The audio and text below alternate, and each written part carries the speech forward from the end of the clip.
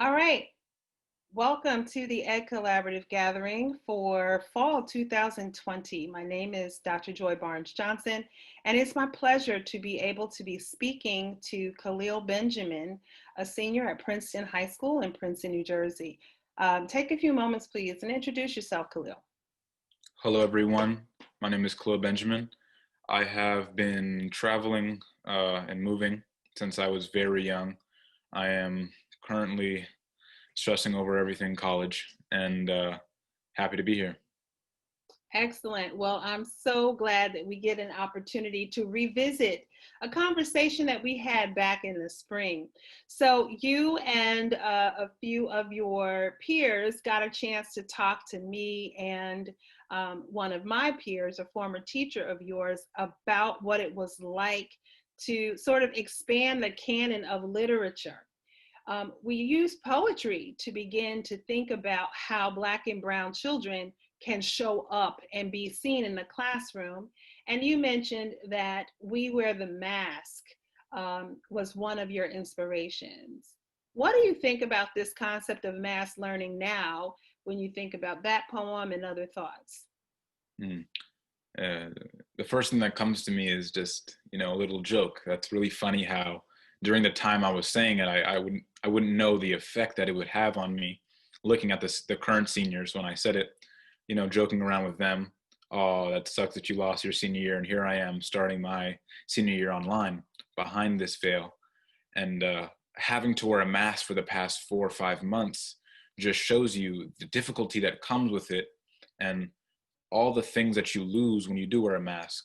Walking around and talking to people, you no longer can gauge the expressions that you guys are using, and the conversations that you're having lose a certain amount of depth that is only there when you can see the person's face and you can recognize the different expressions and feelings that you can gather. I think that's interesting because your perspective, it's amazing how 6 months matures you. And in the 6 months that we've been locked down, separated, yeah, I think there's a lot that's lost. You mentioned that, you can't see people's expression. What is it about you and the way that you prefer to learn that you think teachers need to know in this moment? Like, how is it that the technology tools are hindering your learning? And what if we can't go back to school from face to face? Hmm. Yeah.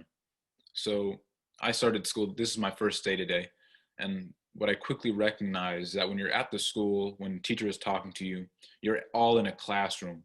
You're all looking at the same things. So the conversations that you're having are in this little bubble.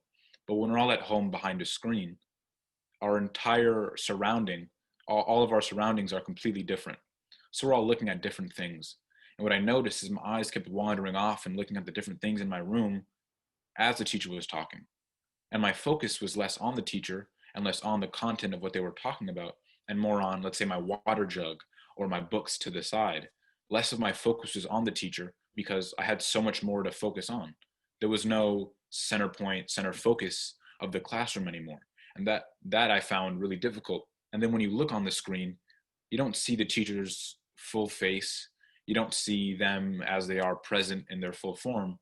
You see little square of them and of all your classmates just sitting there looking at the screen blankly, almost in this like sad and like very, very sullen like area. And then you look at people on the bottom of your screen with their cameras turned off, and it doesn't have that connection. It doesn't have that feeling when you're in the classroom. So moving forward, or let's say if we don't go back to school and we're all online, so we need to find something. We need to find some way to get a glimpse of that back, to where I can feel that I'm in your presence and you can feel that you're in my presence. Because once we get that, once we get to bring that to this online learning, then we can get a little bit of what we had when we were in person. And that's something that's so important to the learning atmosphere. Because when you don't have that, the attention isn't on you anymore. It's on my phone, it's on everything else. And I'm just listening to you, waiting for you to finish.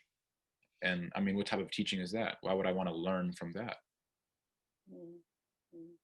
Yeah, that's interesting. So, was there ever a moment I know it's just your first day and you haven't seen all of your teachers, but was there ever a moment where someone asked you if you were all right? If in this um, new normal, you felt like you could build community? Did you think that was even possible?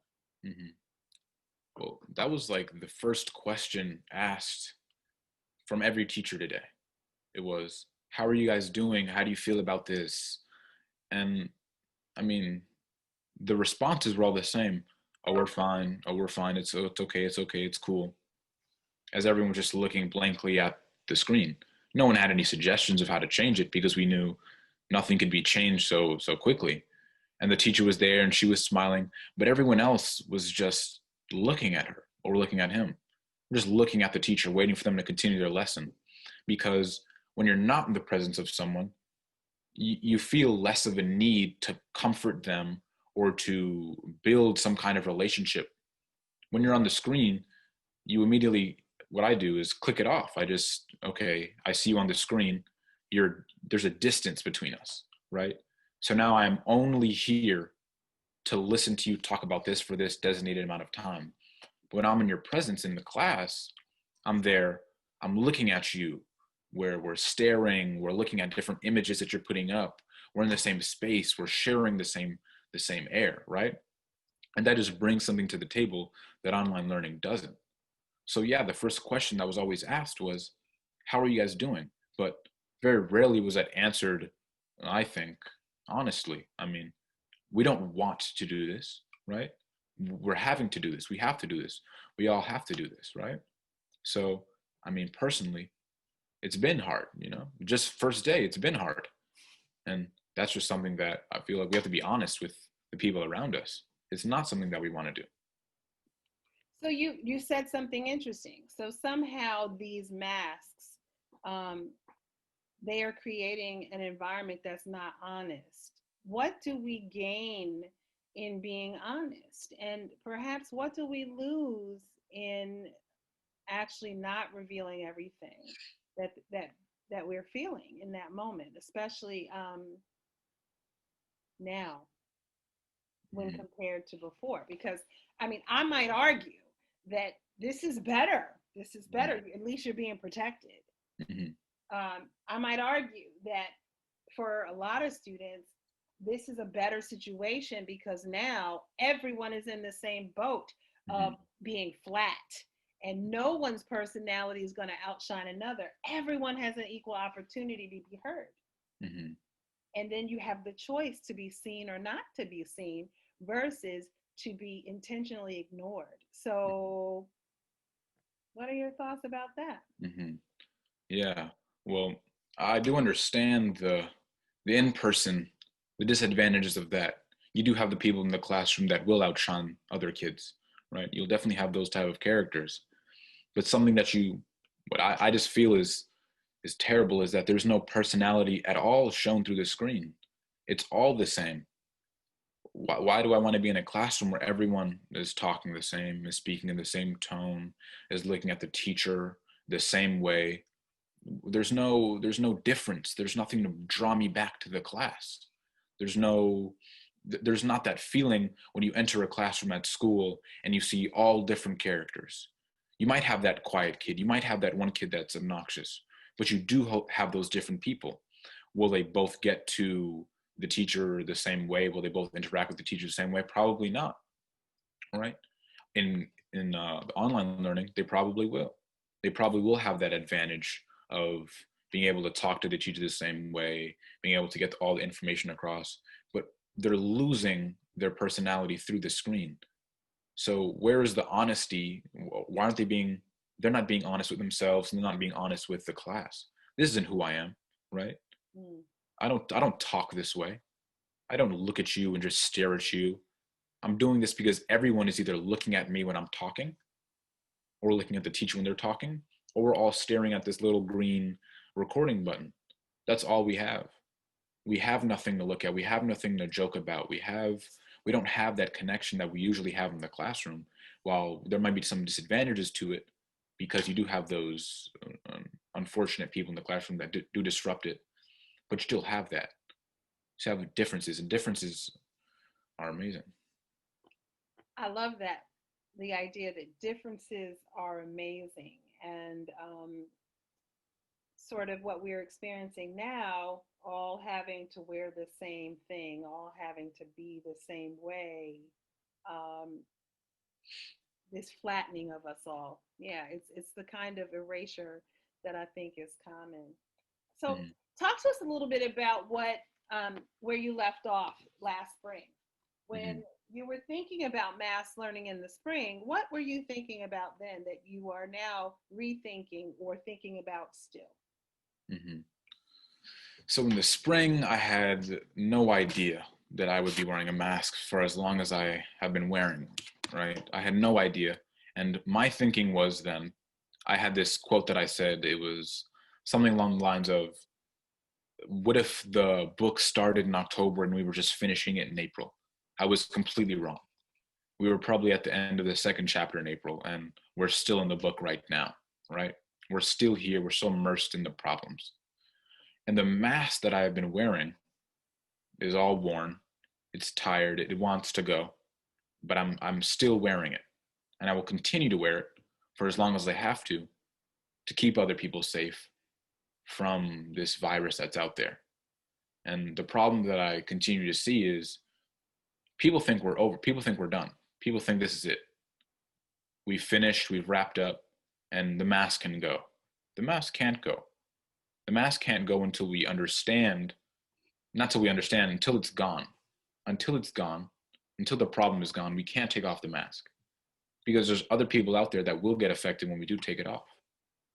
And how, like, who am I to take it off now, endanger other people just for the sake of me taking it off because it's uncomfortable for me. My comfort should not come over the lives of other people. That's unfair. Mm-hmm. Yeah, I don't disagree. I just saw a news report of an entire community rallying against the school officials who are asking children and families to wear masks. And this group of folks actually um, are protesting, saying that they're in a free country and they should not have to wear masks. And the mandate to wear a mask is tyranny. So this is one of the things that we've talked about in our classes about, the very strange politics that allow us to be American. What Hmm. are your thoughts on what what what you imagine when you get to college? Because we know that history has explained to us or shown us that pandemics such as this and mask wearing protections are normally a years long process. Hmm. So it's like, what do you make of that? Hmm. How do you thrive when this is the environment where we're in? Hmm. This somehow the mask has become a political statement of sorts. You have people that have designated you wearing a mask as taking away their rights, right? And how wearing a mask is this and that, and not wearing a mask is this and that. Both have. I saw this article where the writer was saying that it is a valid argument for people not to wear masks because it is putting law enforcement at a disadvantage, when trying to apprehend a suspect or trying to find out what's happening. You can't see their face, you don't know who's who. So I totally understand that. And then you have the other side, which is just out of complete respect for other people, why wouldn't you wear a mask? I mean, why would you endanger the lives of other people because you think it's some political stunt? I mean, that makes no sense. And then you have people who have all these conspiracies of it being propaganda and such, you know. But there should be nothing. There should be nothing that comes before helping other people, right? That should come first when we go out into society, especially when we're interacting with other people. I have no problem what you do behind closed doors, but when you're out interacting with other people, what makes you feel that you have the right to just be so disrespectful? There's people out there that can get affected by what you do. You are not an individual living an individual life away from everyone else. You interact with people, you meet people in groups, you go places where a lot of people go. So it's not just you, it's you in a community, and in a community inside a community, right? And in those different communities, there are people that get affected different ways by different things. And this pandemic has shown us that a large portion of people get affected by one thing. And you not wearing a mask can put them all at risk. So for you to say that this is some political thing, right? Like I have this political right, I have this right to not wear a mask because it's like tyranny. And call it what you want, but you wearing a mask could save someone's life, right? And why would you jeopardize that? Because I feel like if you knew the outcome of what you did, let's say you didn't wear a mask and you got someone else sick, you would feel pretty bad and you wouldn't be saying tyranny this, tyranny that. I don't disagree with you, not at all. And so, I'm going to go flip back to our earlier conversation about um, Paul Laurence Dunbar, who wrote in 1892, published in 1896, We Wear the Mask, and then Maya Angelou, who um, she developed a variation of Dunbar's We Wear the Mask.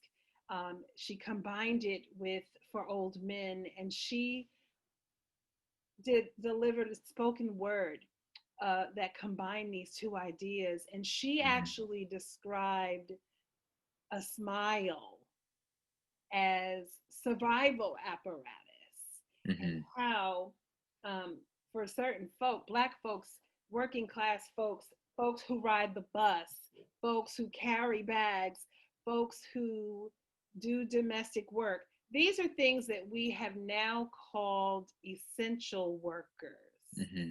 of sorts. um, and she said these people who are part of the dark folks who make our communities work wear these masks, these smiles as survival apparatus. Mm-hmm.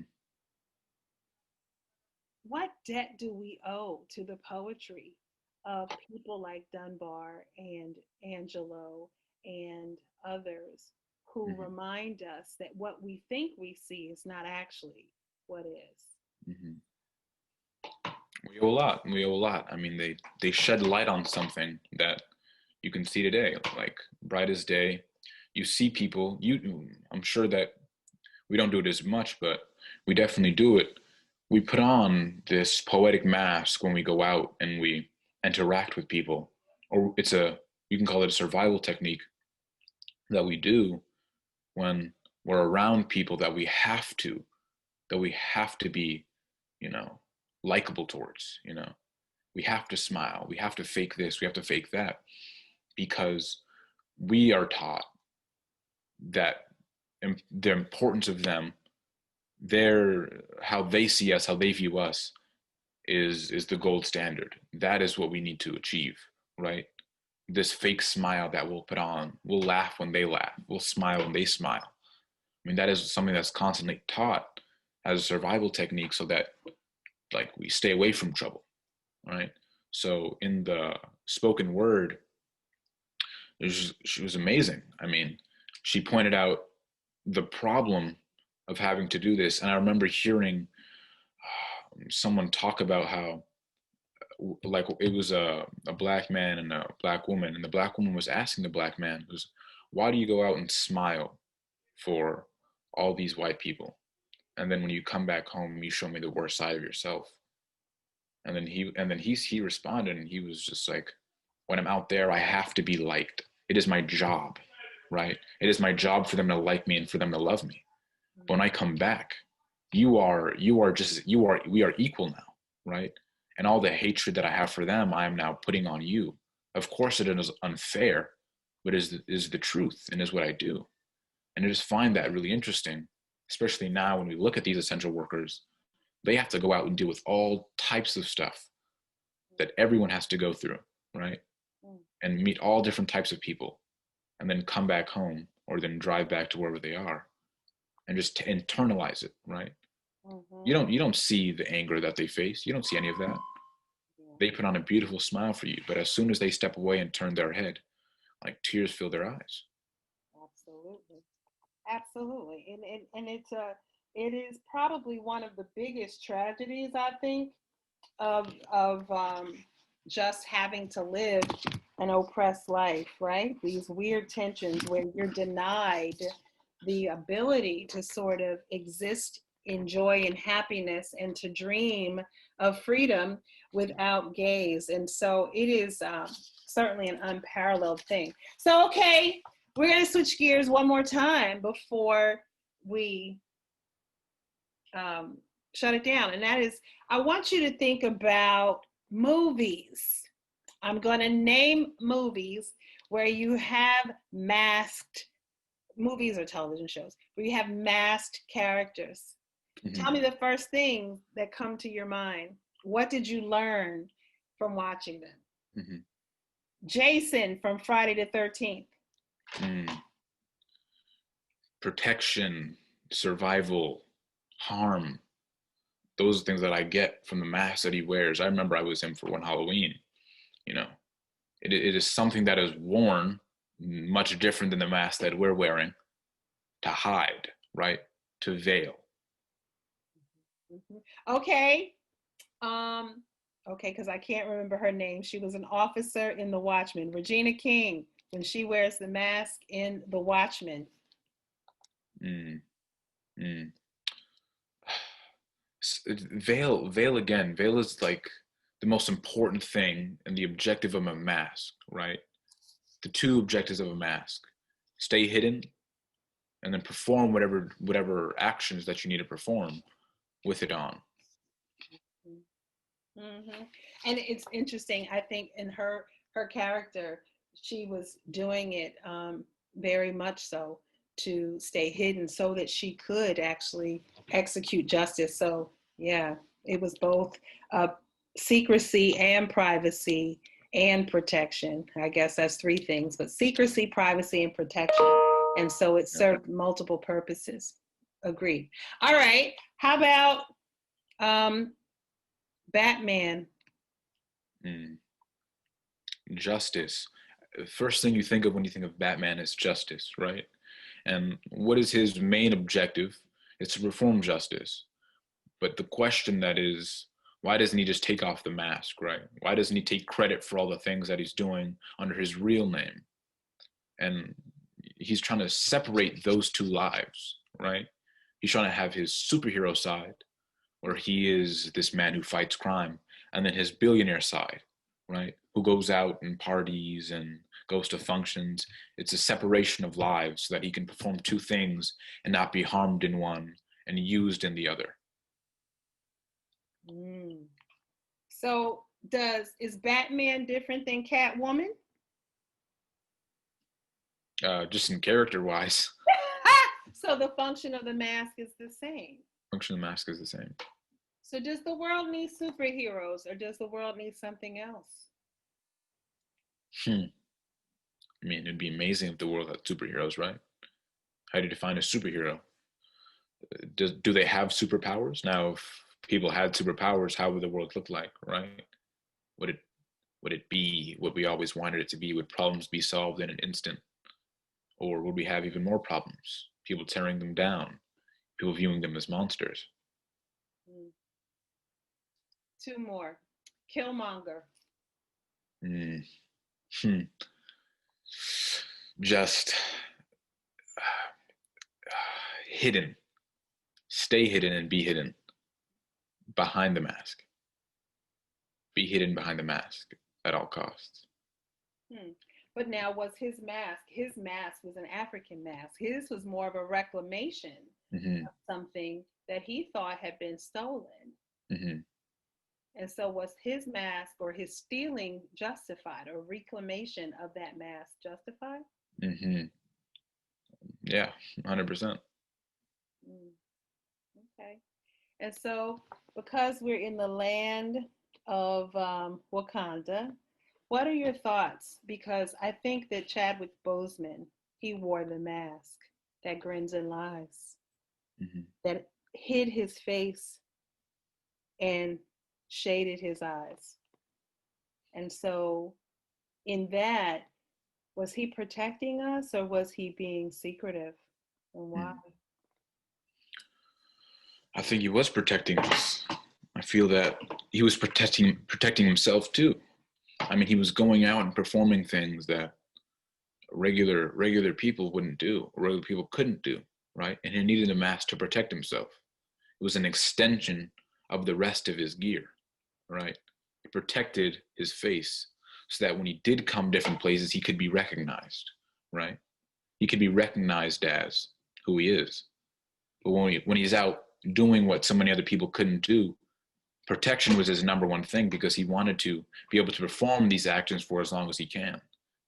So I do feel like he cared about us so much that he needed to. Yeah.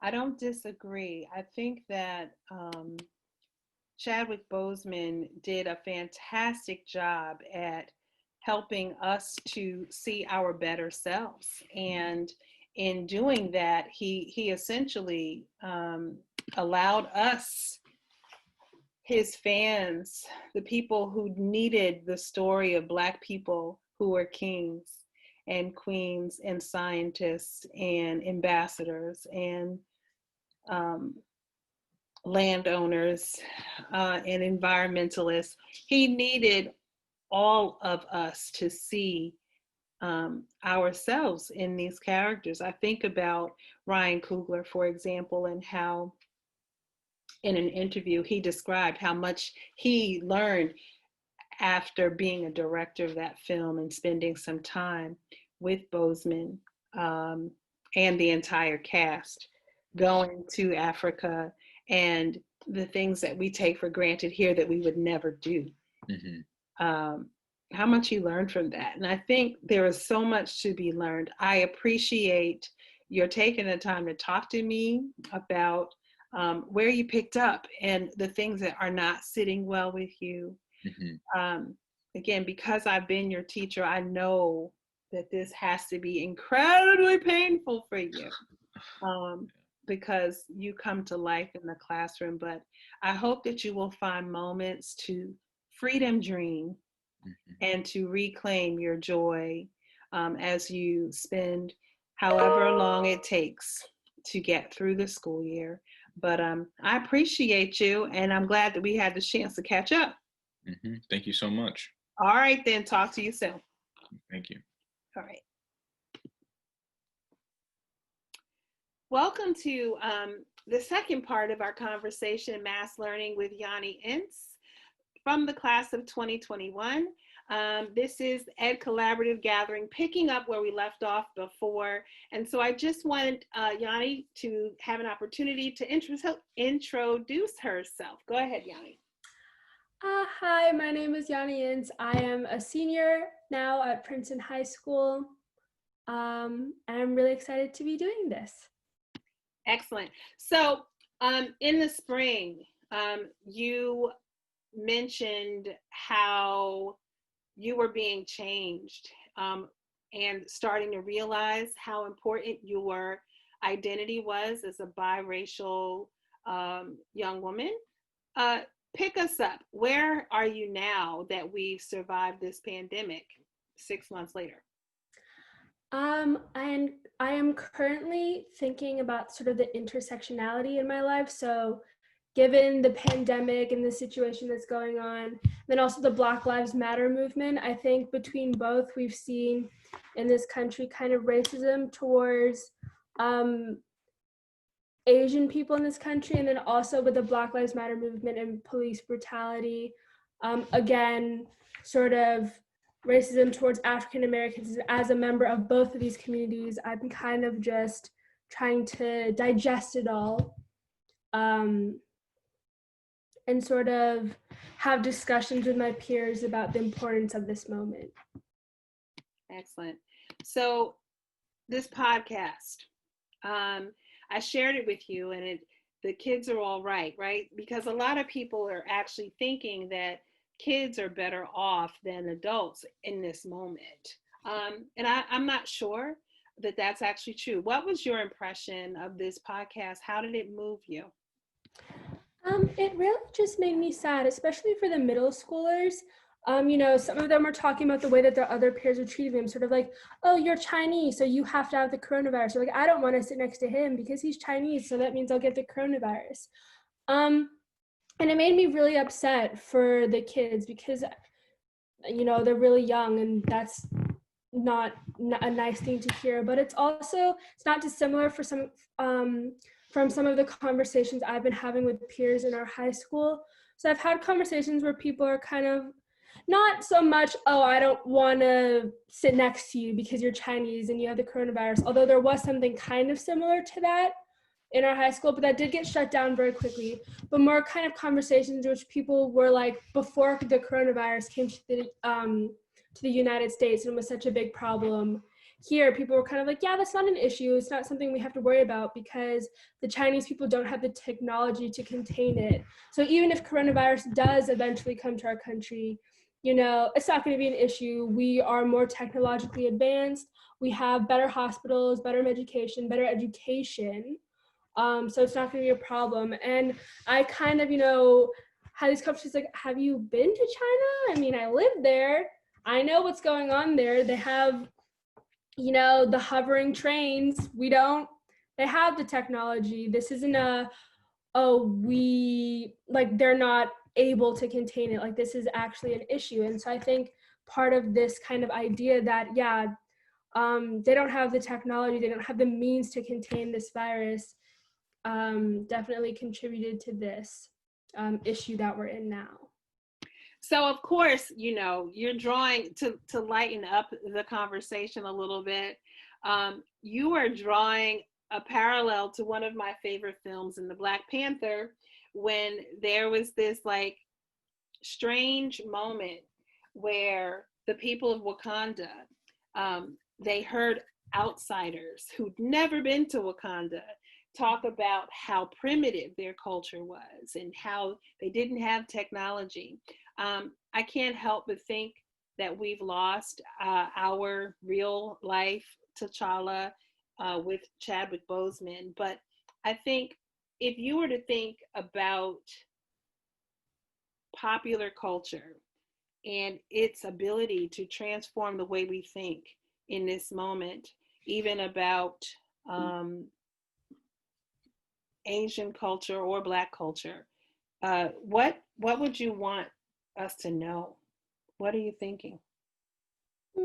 In terms of popular culture, this might be kind of a side note, but regarding the new Mulan movie that came out, I know that there's been a lot of backlash, and people have been saying, oh, like Disney had one job, follow the original Disney movie. And I think this is kind of a side note, but it just goes back to popular culture and understanding other cultures. A lot of people are kind of like, there's no dragon, there's no Mushu, there's no Shang. The movie's terrible. But what a lot of people don't know is that this is the actual story of Mulan. Mulan wasn't just a Disney fairy tale that got made up by Disney for children here in the States. There is an actual story that has been passed down through generations in China of this female warrior. And so I think it's important for us to step back and not only look at ourselves, but trying to understand like other cultures and just trying to be more open-minded, because I think a lot of the time we close ourselves off, or we try and like say, this is how I've been taught to think about something and this is what I know, but we don't actually do the extra, I guess we don't do the research to try and learn more about something. We're very content with just, hearing information from someone else and being like, okay, that's the way it is.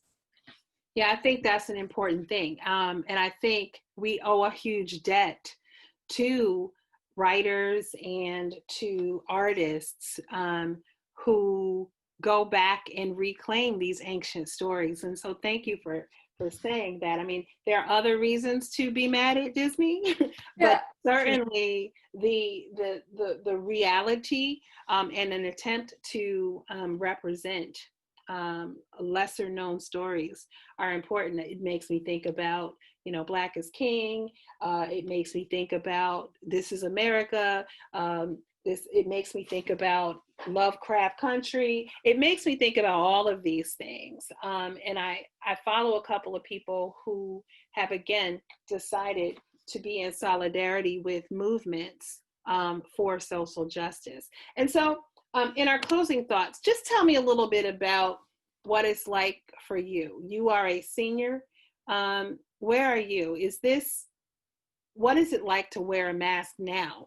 Because again, I think about what it meant back in April and May when we first started having conversations about those books that transformed us. But now everything about this moment feels different. You mentioned Maya Angelou, and then when you were, or was that Sky who mentioned, I Know Why the Cage Bird Sings? I can't remember now. But every time I think about Maya Angelou, and she talks about masks themselves, even then in her poetry, and how it's a form of protection and survival. So how is Yanni surviving in 2020? I think the way that I'm kind of getting through this is, even with friends, just starting conversations and having these conversations with people about the current issues, because I know that back, at least in the spring, it wasn't really something that it's not that I didn't feel comfortable bringing up, but I definitely knew that there were conversations that would make other people possibly uncomfortable. So I was like, you know what, better not bring it up, wait for something to happen and then have these conversations. But now I'm actively, trying to have these conversations with the people. And I think it makes it a lot easier for me on a day-to-day basis to kind of be like, hey, why don't we just talk about this? Or, share our opinions and to educate ourselves mainly. So I think that's a way not only to protect myself, but to protect others, because by sharing this type of information, I feel like it's educating people, and then we're preventing ourselves from, saying something that's racist at its core or incorrect. So I think having these conversations and being willing to sort of talk through things, even if they're a little bit awkward or uncomfortable, is probably one of the best ways to protect ourselves right now.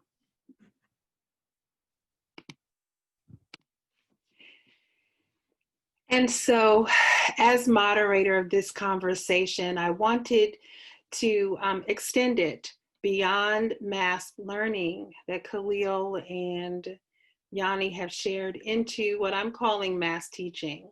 I'm Dr. BJ. I have been the racial literacy and justice teacher of Yanni and Khalil with one of my colleagues, and with a community that's very supportive of social justice programs. We don't always get it right.